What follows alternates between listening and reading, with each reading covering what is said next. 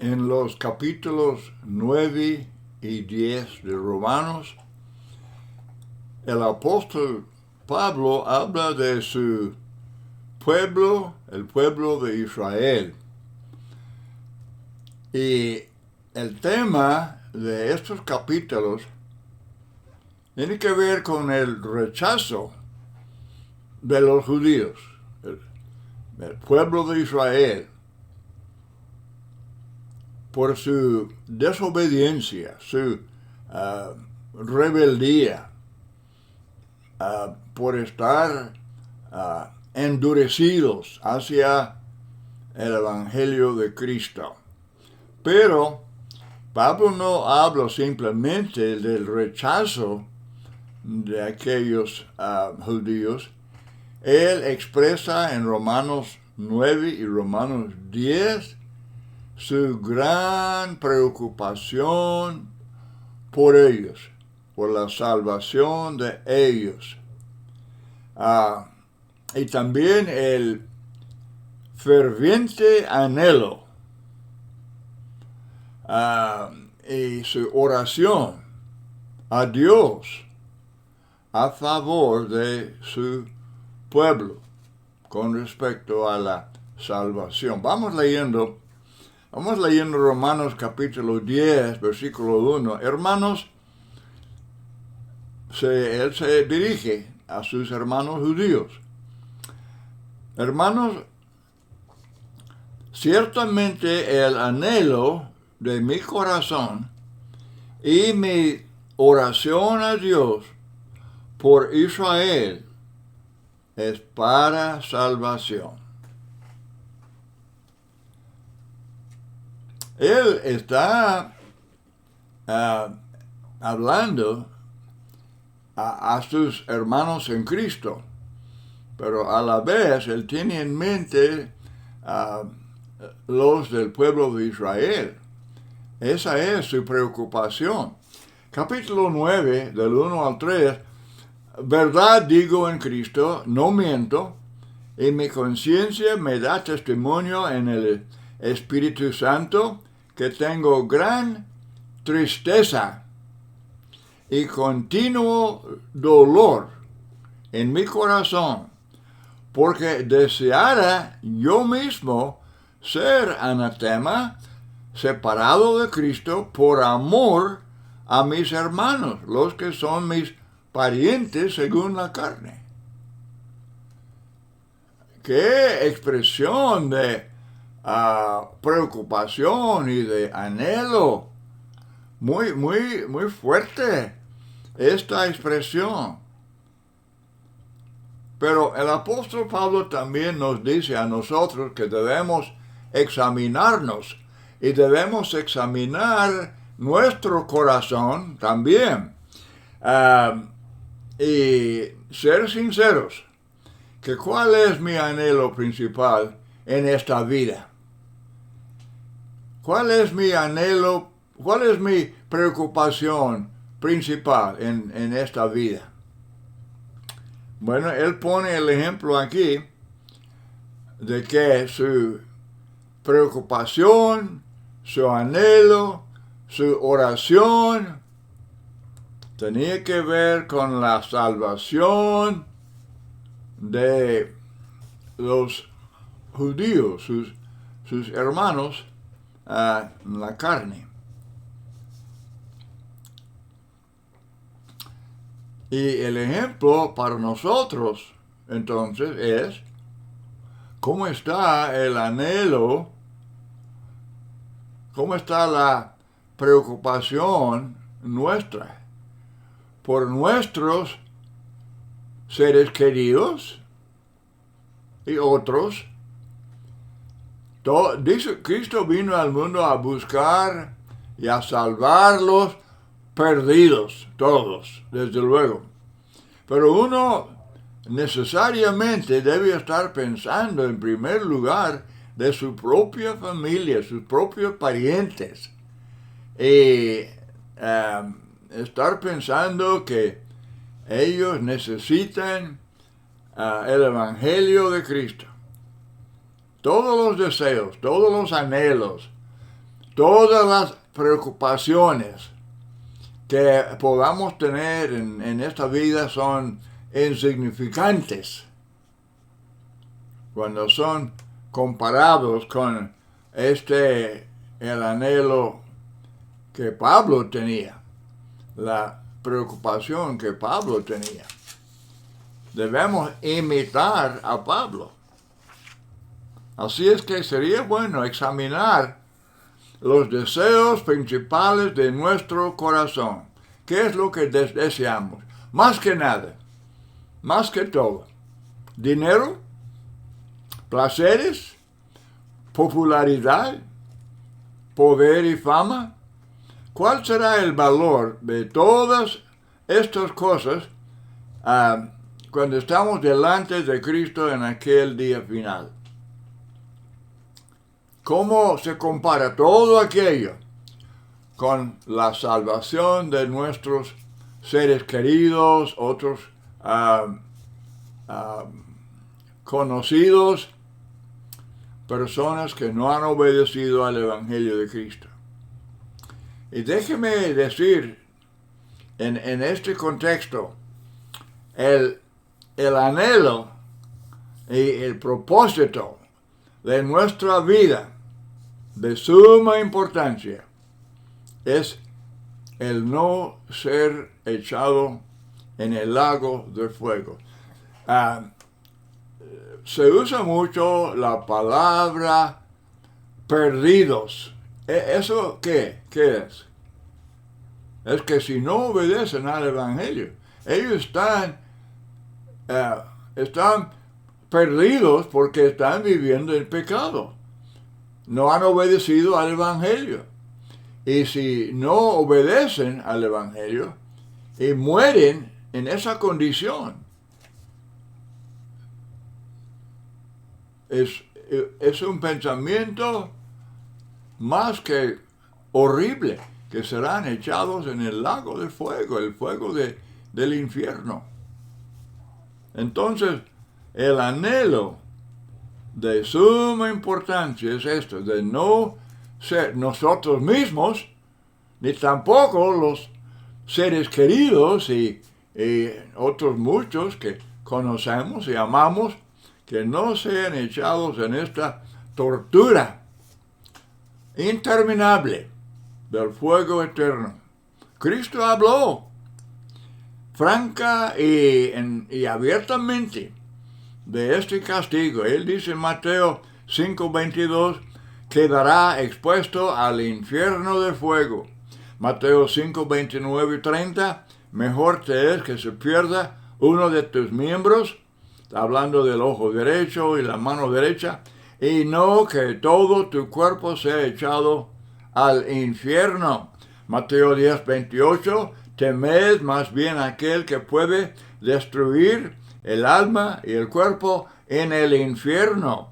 Mateo 13:49-50, así será al fin del siglo, saldrán los ángeles y apartarán a los malos de los justos y los echarán en el horno de fuego.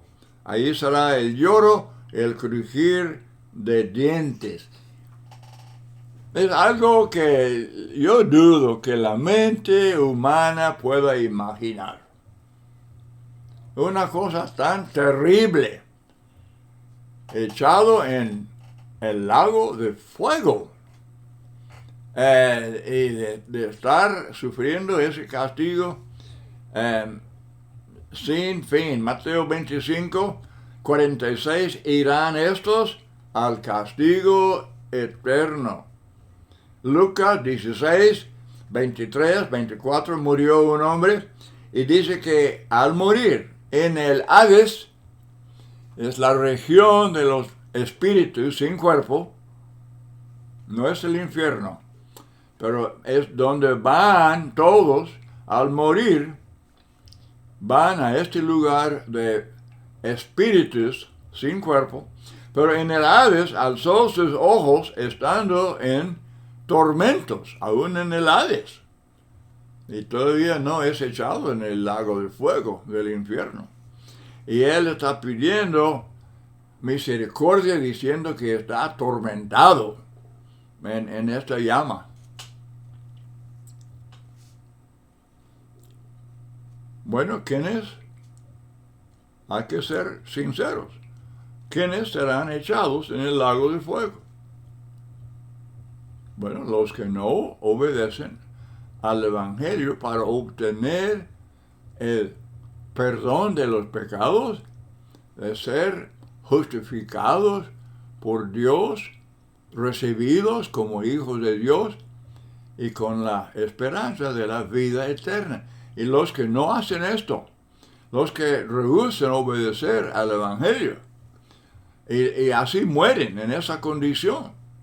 La Biblia dice enfáticamente lo que será el fin de ellos. Segunda, Tesalonicenses 1, del 7-8, cuando se manifieste el Señor Jesús desde el cielo con los ángeles de su poder en llama de fuego, para dar retribución a los que no conocieron a Dios ni obedecen al Evangelio de nuestro Señor Jesucristo.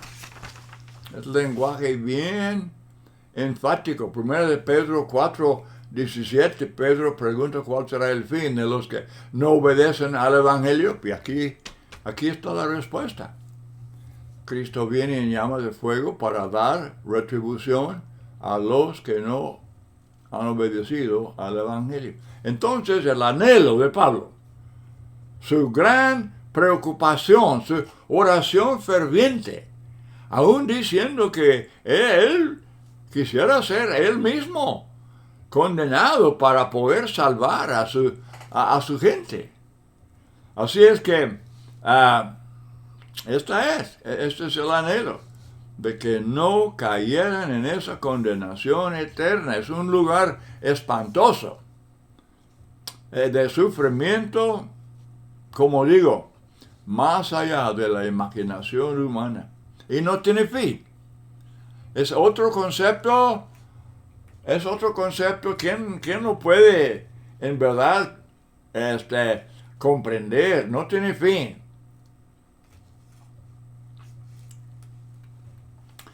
Si nosotros tenemos el anhelo que Pablo tenía, entonces pregunta, ¿solamente vamos a orar por ellos?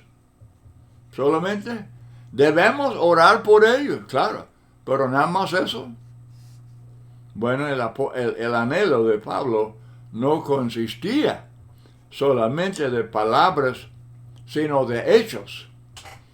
Él hizo un esfuerzo constante, diligente, para salvarles y de rescatarles del fuego del infierno. Y nosotros, otra vez la pregunta, ¿tenemos ese mismo anhelo? ¿Tenemos esa misma preocupación por la familia? ¿Por los seres queridos? ¿Por los amigos, compañeros, conocidos, por todo así que nos rodean? Es algo que pensar. Hermanos, es algo que pensar. Porque si tenemos ese anhelo, si tenemos esa preocupación, vamos a dedicarnos a estudiar la Biblia diligentemente para estar bien preparados para enseñar, para animar, para alentar, para exhortar, amonestar y hacer todo lo posible por rescatar almas de esa condenación eterna. Entonces, cuando Pablo oraba, él estaba orando por Israel. ¿Qué pidió? ¿Qué pedía? Bueno, obviamente, sería de que ellos escucharan, que ellos oyeran, que escucharan el Evangelio para obedecerlo. Porque solamente así se van a salvar. Mi oración a Dios por Israel es para salvación. Esa es su oración. era para su salvación. Qué bueno, ¿verdad? Si pudiéramos oír una de sus oraciones. Imagínense. Una pregunta. ¿Debemos pedir por todos los perdidos? Sí, el calvinismo tiene razón. Según el calvinismo, aún antes de nacer, todos han sido juzgados. Hay elegidos, ahí están los que son elegidos por Dios incondicionalmente para salvación. Y luego quedan los reprobados. ¿Orar por ellos? Eso indica, eso es muestra de la insensatez del calvinismo. Doctrina de demonios. Todos los 5 puntos del calvinismo son puras mentiras.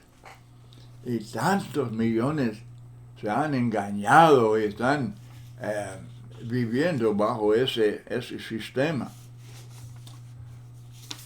Porque según eso, por más que uno pidiera y todo a favor de ellos, no, eso no cambia nada. No, ellos fueron reprobados antes de la fundación del mundo y nada cambia su estado. Cristo no murió según el calvinismo, Cristo no murió por ellos. No, Él no murió por los... Pues ¿para qué? ¿Para qué morir, sufrir en la cruz por los que ya eran reprobados incondicionalmente? ¡Qué tontería! ¿Cómo puede gente inteligente aceptar tales ideas necias? Entonces, ¿qué pedir? El Evangelio. Que oigan el Evangelio. Hechos 3:22, a Él oiréis en todas las cosas que os hable. Conviene pedir que muchos oigan la palabra de Cristo para obedecer al Evangelio. Hermanos y amigos, aquí está un detalle muy sencillo, muy obvio. Nadie puede negarlo.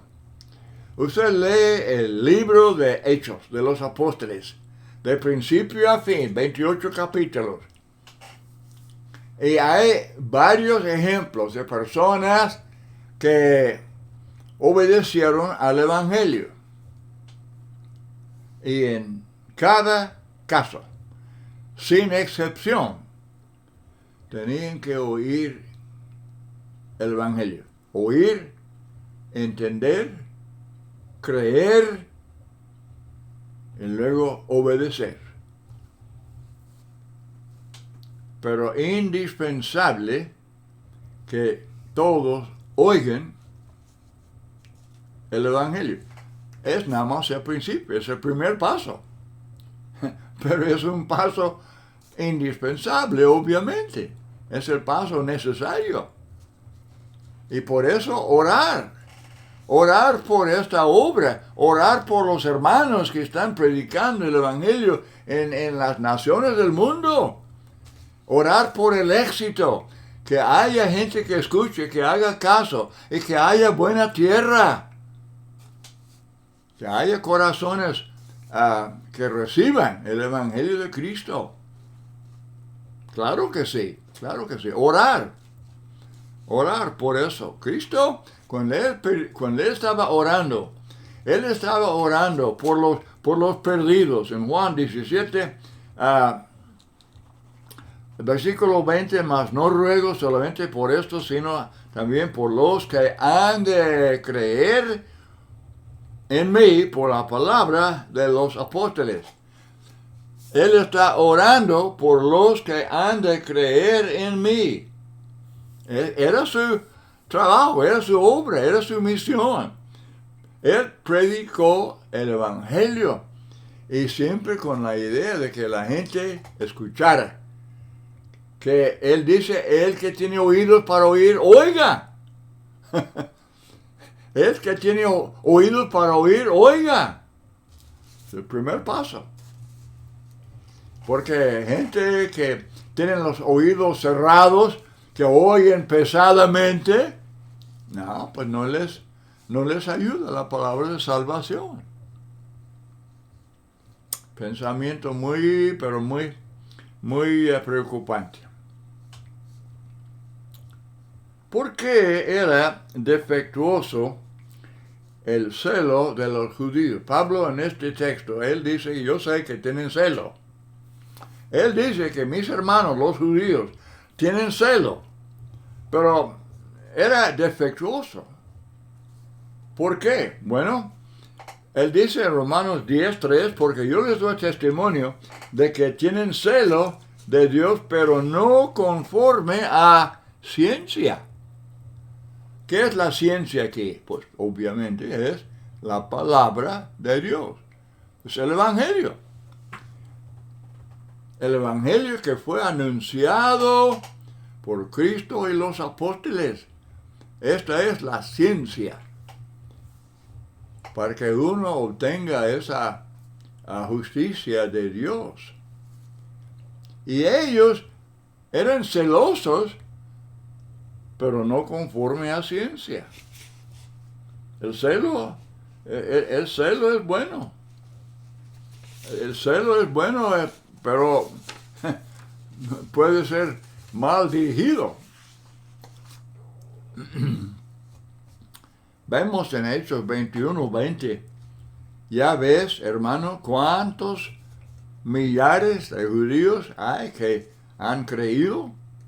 Está hablando de hermanos en Cristo. Y todos son celosos por la ley.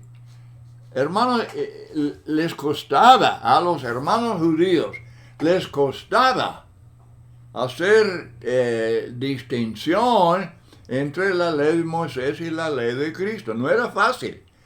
Ya, eso se trata ampliamente en Hechos y en Romanos y en Gálatas y varios textos de la Biblia. Y es lo que Pablo dice aquí, que son celosos. Pero el punto es que deberían ser celosos por la ley de Moisés durante el tiempo cuando la ley estaba de vigencia. Pero ya que había llegado Cristo, Él estaba cumpliendo la ley de Moisés, los profetas, los salmos, todas las figuras y sombras. Cristo está cumpliendo perfectamente, y Él, dice Pablo, Colosenses 2:14, clavó la ley de Moisés en la cruz de Calvario y la quitó. Muchos textos enseñan claramente. Y luego alguien dice, no, entonces los 10 mandamientos no están de vigencia. Espérese. 9 de los 10 sí están de vigencia porque están en la ley de Cristo. Guardar el sábado, no. ¿Por qué no? Porque era para los judíos, para que ellos recordaran, dice Deuteronomio capítulo 5, verso 15, era para recordar que habían sido esclavos en Egipto y Dios los había sacado. Es como nosotros, en la iglesia de Cristo, cada primer día de la semana, participamos de la cena del Señor.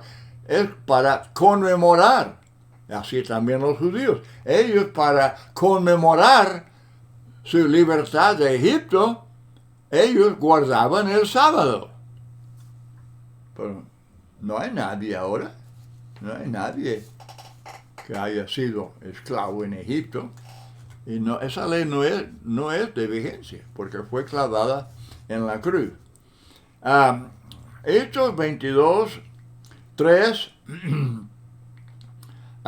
Pablo dice, bueno, primero en Gálatas 1, él dice que en el judaísmo aventajaba, hablando de su experiencia personal, aventajaba a muchos de mis contemporáneos en mi nación, siendo mucho más celoso. Pablo, Saulo de Tarso, era muy celoso de las tradiciones de mis padres. Y yo, de cierto, soy judío, nacido en Tarso de Cilicia, pero criado en esa ciudad, instruido a los pies de Gamaliel, estrictamente conforme a la ley de nuestros padres, celoso de Dios. Así era Saulo de Tarso, como hoy lo sois todos vosotros. Pablo entendía el celo, porque él era celoso.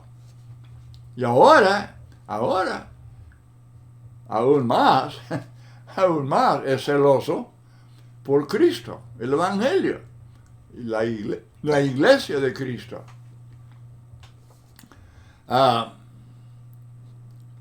Pero hay celo malo.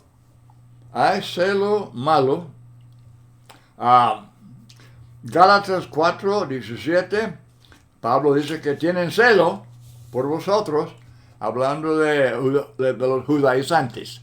Eran hermanos, pero eran judaizantes, querían imponer la ley de Moisés en la iglesia y estaban rotundamente equivocados. Por eso tienen celo, pero no para bien, sino que quieren apartaros de nosotros para que vosotros tengáis celo por ellos y seguir una religión corrupta. Profesaban ser de la religión de Cristo, pero querían mezclar la ley de Moisés. Bueno, lamentablemente muchos hoy en día tienen celo que según ellos es celo de Dios, pero su fe se basa en las tradiciones, los mandamientos, las doctrinas de los hombres. Catecismos y credos y toda clase de enseñanzas. Y a consecuencia de eso, tener un celo equivocado, los judíos lamentablemente ignoraban la justicia de Dios, que es el Evangelio de Cristo. Pero no tenían excusa. Ellos no tenían excusa. El Evangelio revelado por Cristo y los apóstoles es entendible. Es entendible.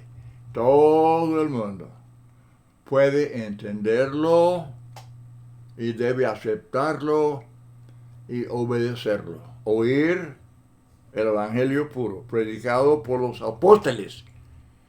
Yo no estoy hablando de un evangelio pervertido, predicado por judaizantes o por religiones como el catolicismo, los bautistas o los mormones o testigos. No, el evangelio puro, Hechos, el libro de Hechos. Oír, creer de todo corazón, arrepentirse de los pecados, confesar la deidad de Cristo. Hijo de Dios significa que Cristo es Dios, igual a Dios. Y luego ser bautizado imitando a los 3,000 de Pentecostés, imitando a los samaritanos, imitando al eunuco, imitando a Saulo, a Cornelio, imitando ejemplos bíblicos para ser salvos.